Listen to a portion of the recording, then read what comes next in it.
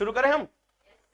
अब ये तुमने पढ़ लिया इसका इंडेक्स, अब जरा थोड़ा सा विश्वास बढ़ेगा, हाँ कुछ मेहनत हुई है। चलिए, तो इंग्लिश हिंदी दोनों में नोट्स है, हिंदी में भी अपलोड हो जाएगा, ठीक है। मैं इंग्लिश को प्रेफर करूंगा, इकोनॉमिक्स के वर्ड हैं, ठीक है, नाजुक वाजुक पढ़ने में बाद में बड़ा अजीब सा लगेगा। तो हमारा चैप्टर जो शुरू हुआ तो उसकी समरी पढ़ लो। तो इंडियाज रियल जीडीपी एस्टिमेट, हम शुरू करते हैं यहां से। इकोनॉमिक सर्वे हेडिंग डालो, चैप्टर नंबर 1, नाम है स्टेट ऑफ द इकोनॉमी, ठीक है। और मैंने इसका नाम चेंज किया है पुशिंग द ग्रोथ फ्रंटियर, ठीक है। हम ग्रोथ फ्रंटियर को चेंज कर रहे हैं, हम इस बार ग्लोबल इकोनॉमी बनने की तरफ 2047 में विकसित भारत का लक्ष्य है, उसके लिए हम काम करने जा रहे हैं। तो इसके बारे में हमारी बात हो रही है। तो इंडियाज रियल जीडीपी ग्रोथ, अब सवाल है कि रियल क्या है। अब एक एक वर्ड समझिएगा, इसके अंदर तुम्हारे क्वेश्चन छुपे हुए हैं, बहुत ध्यान से इसमें समझते जाइएगा, ठीक है। मैं आपको बताता जाऊंगा। तो सबसे पहले रियल जीडीपी, और ये सब कुछ मैंने इसमें समझाया है, एस्टिमेटेड एट 7.4% FY 26 के लिए, यानी फाइनेंशियल ईयर जिसको हम लोग बोलते हैं, वित्त वर्ष 2026 के लिए। नोट्स हिंदी में भी है, घबराना नहीं है। Reaffirming India as the fastest growing major economy, fastest growing, दुनिया की सबसे तेज बढ़ती हुई प्रमुख, अब वर्ड है वहां वर्ड आया है मेजर इकोनॉमी। तो ये मेजर इकोनॉमी क्या है?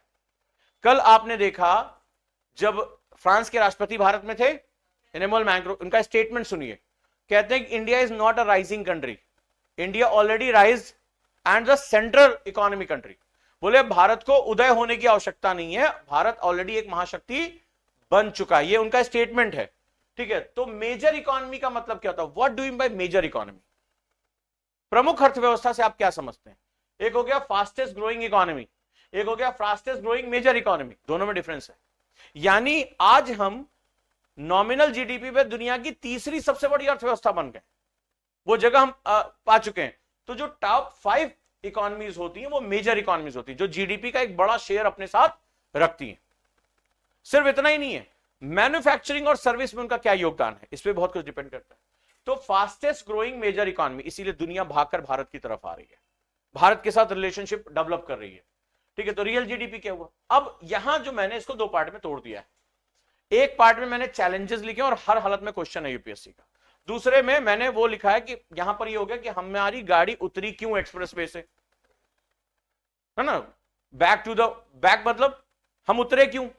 तो वो उतरने में क्या धरना दिया जा रहा था, सड़क टूटी हुई थी, या तुम्हारी गाड़ी का टायर फट गया था, और हम वापस कैसे आएंगे? तो ये 2 पार्ट में मैंने तोड़ दिया। तो global economy marked by the tariff war, मैं पता ही डोनाल्ड ट्रंप सुबह उठा, आज कौन सा नंबर दिमाग में आ रहा है, बोला साहब 50%, लगा इंडिया 50% टैरिफ, ठीक है, वैसे कहता। फिर किसी दिन उठा तो मान लो जैसे उसकी वाइफ जो है चिल्ला बोली, तुम 100 नंबर के 100% तुम बेवकूफ आदमी हो, 100 कौन देश है, 100 हो गया, उसके ऊपर जो गाली पड़ी वो किसी और को उसने ट्रांसफर कर दिया। तो टैरिफ वॉर्स पूरी दुनिया में छाए हुए। तो टैरिफ वॉर किसे कहते हैं, टैरिफ युद्ध किसे कहा जाता है? दूसरा, एक नया शब्द सामने आया जिसको मैंने आगे डिफाइन किया, इकोनॉमिक स्टेट क्राफ्ट। ये जियोपॉलिटिक्स में एक नया शब्द आया, economic statecraft. This is known as economic, यानी आर्थिक स्टेट क्राफ्ट। स्टेटमेंट वर्ड जो होता है वो होता है कोई एक लीडर जो बहुत प्रभावशाली हो जाता है, बहुत ताकतवर हो जाता है, जो एब्सोल्यूट डिसीजन लेना शुरू कर देता है। जैसे अभी हुआ ना कि उसकी बीबी ने कहा तुम 100 नंबर के बेवकूफ आदमी, 100%, तो उठा और कह रहा है एग्जीक्यूटिव ऑर्डर साइन कर दे क्या? कितना गाली दिया तो 100%, ठीक है, 100% टैरिफ लगा इसको। तो अभी क्या है, इकोनॉमिक स्टेट क्राफ्ट, यानी कि कोई स्टेटमेंट्स का मतलब होता है जो उसका सबसे पॉइनियर पर्सन है, वो क्या कर रहा है, पूरी पॉलिसी को कैबिनेट, कंट्री, ये सब की बजाय वो खुद ही उसको क्या कर रहा है, अपने हिसाब से चलाने की कोशिश कर रहा है। और वहां पर एक वॉर लाइक, जैसे चाइना में शी जिनपिंग हो गया, अमेरिका में डोनाल्ड ट्रंप हो गया, उधर मेलोनी हो गई, इधर नरेंद्र मोदी हो गए, हर तरीके से क्या हो रहा है, वो सॉवरेन डिसीजन ले रहे हैं, वो अपनी अपनी कंट्री में क्या है, बहुत पावरफुल है, उनको कोई अपोजिशन का सामना नहीं करना पड़ा, जिसको बोलते हैं इकोनॉमिक स्टेट क्राफ्ट। एक नया वर्ड आया है, और ये क्या हो रहा है, ये अपने रुझान के हिसाब से कंट्री की पॉलिसी से अलग होकर अपनी खुद की पॉलिसी को क्या कर रहे हैं, इंप्लीमेंट कर रहे हैं। इससे ग्लोबल सप्लाई चेन में बहुत डिस्टर्बेंस आ जा रहा है। आज मूड खराब है, टैरिफ, कल मूड अच्छा हो गया, हाय मेरा सबसे बेस्ट फ्रेंड, हाउडी मोडी, ठीक है। तो अब आप खुद परेशान हो जाओगे, हो क्या रहा है। Next one, AI driven capital flow. भाई साहब इस बार का क्वेश्चन है ये, एआई आधारित पूंजी प्रवाह। अब एआई क्या है, एआई जॉब भी खाएगा और एआई ही आपका इन्वेस्टमेंट लेकर आ रहा है। कल भारत ने एक बहुत बड़ा जो है वो क्या किया, एआई समिट आयोजित किया जो कि बहुत बड़ा था। इसके बाद है एलिवेटेड फिजिकल डिफिसिट, यानी उच्च जो राजकोषीय घाटा, पूरी दुनिया कर्ज लेके जी रही है, अमेरिका के ऊपर कर्ज है, सबके ऊपर, तो पूरी दुनिया में फिजिकल डिफिसिट है, बैंकों के मर जाने का खतरा पैदा हो गया है। फिर है impacting capital flow and trade patterns, तो जो वॉर हो रहे हैं वो क्या कर रहे हैं, कैपिटल फ्लो यानी पूंजी के प्रवाह को बाधित कर रहे हैं। कौन सा देश मेरा है, अमेरिका कह रहा है रशिया से भारत तेल नहीं खरीद, तुम हमसे पूछ भी नहीं रहे, हम तुमसे कह भी नहीं रहे, तुमने बोल दिया खुद ही। भारत जो है वो यूक्रेन को सपोर्ट करेगा, जेलेंस्की हमसे पूछ नहीं रहा, तुम बता नहीं रहे हो, तुमने अपने मन से कुछ भी समझ लिया। तो क्या कर रहे हैं आप, कैपिटल फ्लो को बाधित करो, ट्रेड पैटर्न खत्म हो रहे हैं। ट्रेड पैटर्न समझ में नहीं आ रहा, कौन किससे क्या काम करेगा, किसके साथ कौन जुड़ रहा है, कौन किसका दोस्त है, कहां अमेरिका कनाडा जो है इतने करीब की बॉर्डर शेयर कर रहे हैं, अब वो कनाडा को जो है चीन का पिट्ठू बता रहा है, उसके साथ लड़ गया वो। तो कुछ नहीं किसी को समझ में आ रहा। तो ये these are the major challenge. Tariff war, economic statecraft, इसको भी डिफाइन करूंगा। एआई ड्राइवन कैपिटल फ्लो, मान के चलो ये इस बार का क्वेश्चन है ये, ठीक है। एलिवेटेड फिजिकल राजकोषीय घाटा, ठीक है। ये वॉर, कैपिटल फ्लोज को डिस्टर्ब करना यानी पूंजी के प्रवाह को बंद होना। अब जैसे डोनाल्ड ट्रंप उठा, जितनी कंपनियां भारत में निवेश कर रही थी सबको बोला भारत में जाके बनाओगे, चीन में बनाओगे, तुम्हारे ऊपर हम तुम्हारी ऐसी तैसी कर देंगे। मीटिंग बुलाया, खाना खिलाया और खाना खिला के बोले नहीं करना है कल को, तो क्या होगा, अब वो उनकी जान बच फंस गई है, वो भारत में क्या करेंगे, कैपिटल फ्लो कम कर देंगे। और ट्रेड पैटर्न यानी व्यापार का जो पैटर्न है वो खराब हो रहा है। मन किया बताओ, मदुरो को उठा लिए वेनेजुएला के राष्ट्रपति को रातों रात, और अगले दिन कह रहा है कि मैं कार्यवाहक राष्ट्रपति हूं। अरे मतलब हद होती है यार, घर में भी ऐसा नहीं होता है कि तुम एक दिन अपने भाई को पकड़ के पीट लो और बोलो कल से कमरा मेरा है, मैं यहाँ का मालिक, तो ऐसा नहीं होगा ना, कोई तो होगा। अब वो उसका तेल बेच रहा है, मतलब ये देश नहीं हो गया, जैसे नहीं होता एक दुकानदार दूसरे दुकानदार पे कब्जा कर ले, वो वाली हाल। तो ट्रेड पैटर्न क्या होगा, अब हम किसके साथ ट्रेड करें, वेनेजुएला से करें या अमेरिका से करें, तो ये चीज डिस्टर्ब हो रही है।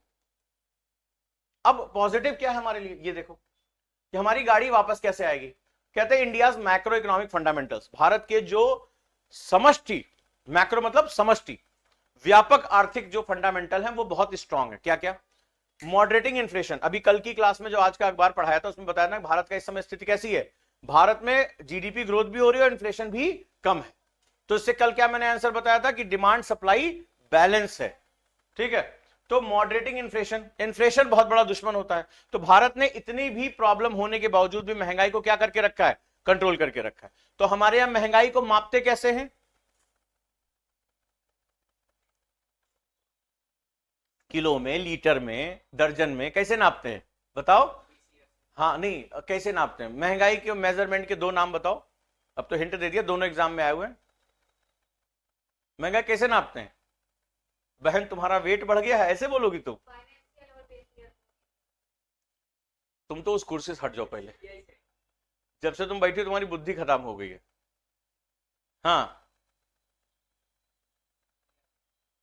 ऑनलाइन वाले बच्चे गुरुकुल वाले बच्चों को देख रहे हैं, तो चार भाग गए। हाँ क्या बोला, सीपीआर, हाँ अरे हम तो डर गए, तुम कहां इधर उधर किसको समझ देते घूम रहे हो, ठीक है थोड़ा संभालो यार, इमोशन को कंट्रोल करके रखो। That is WPI and CPI, wholesale price index और consumer price index, that is called CPI and WPI. चलो, मॉडरेटिंग इन्फ्लेशन, फिस्कल कंसोलिडेशन, राजकोषीय अनुशासन, राइजिंग कैपेक्स, ये यूपीएससी का क्वेश्चन भी है। कैपेक्स मतलब पूंजीगत खर्चा बढ़ाना, पूंजीगत खर्चा मतलब बिजली के पावर प्लांट्स, सड़कें, रेलवे, ब्रिज, ये सारे कैपेक्स, जिससे वापस कैपिटल आए। स्ट्रांग सर्विस, भारत का सर्विस सेक्टर बहुत स्ट्रांग बना हुआ है। तो growth position is strategically in the fragmented world order, और भारत ने क्या किया, अपनी ग्रोथ पोजीशन को इस उठापटक वाली दुनिया में भी मेंटेन करके रखा है, ठीक है। तो ये हमारा बेसिक फंडामेंटल।